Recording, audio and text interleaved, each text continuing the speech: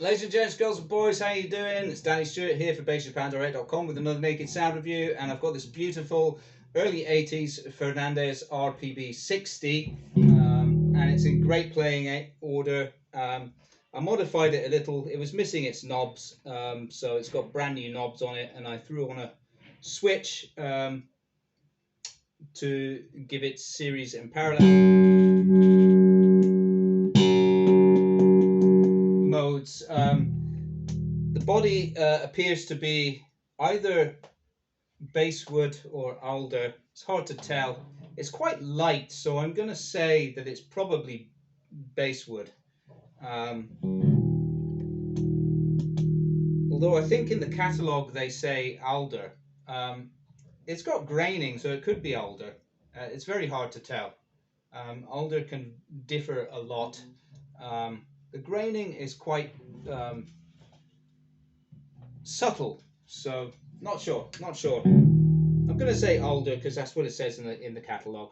And it's got this beautiful one-piece maple neck, and you've got the vintage style tuning pegs there, and the walnut skunk stripe. You've got the Fernandes neck plate on this one with the Ishii logo stamp on it.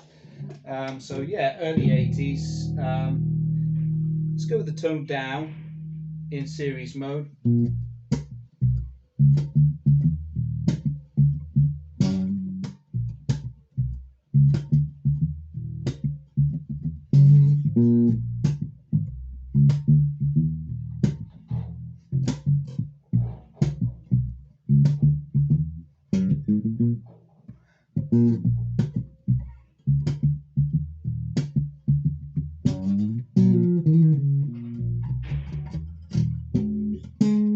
Let's take the tone up.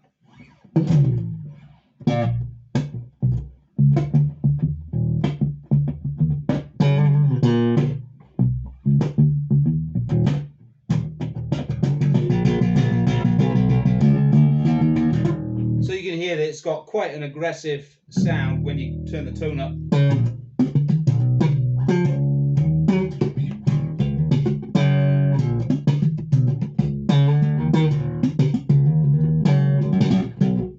Yeah.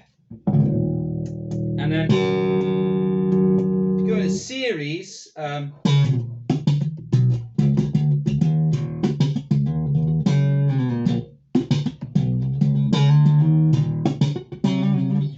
yeah, obviously it gets a little bit glassy.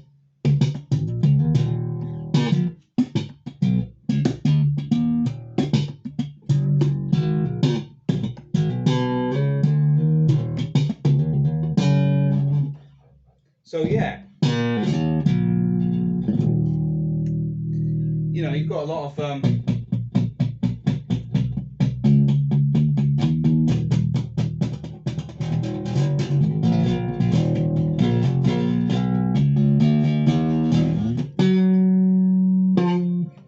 yeah.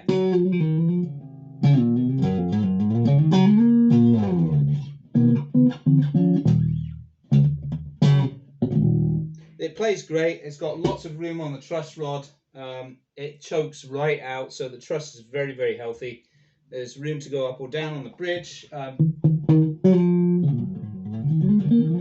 I think right now you're basically looking at the optimal setting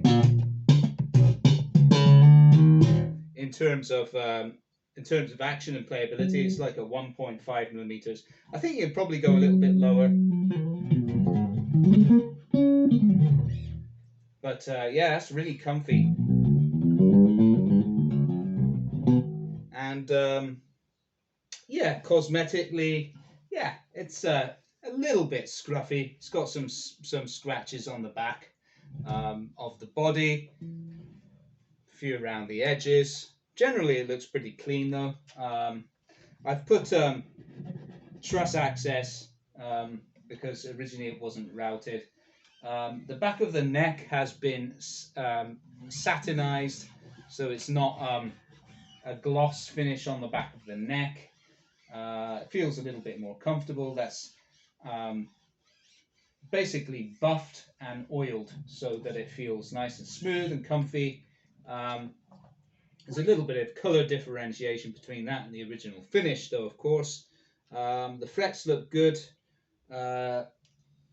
There's plenty of life left on them.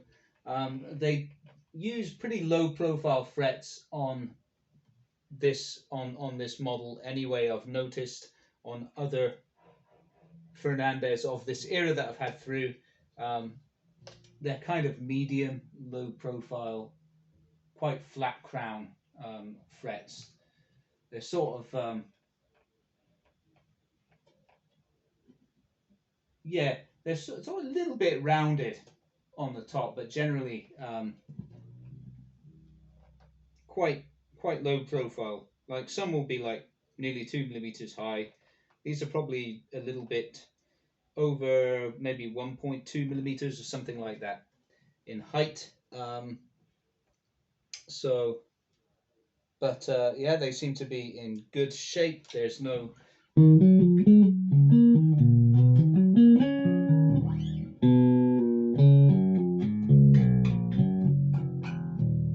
buzzing anywhere.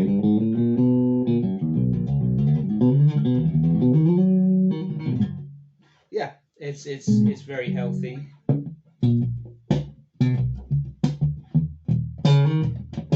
So yeah, there you go, guys. That's it. It's the Fernandes. So what is it again?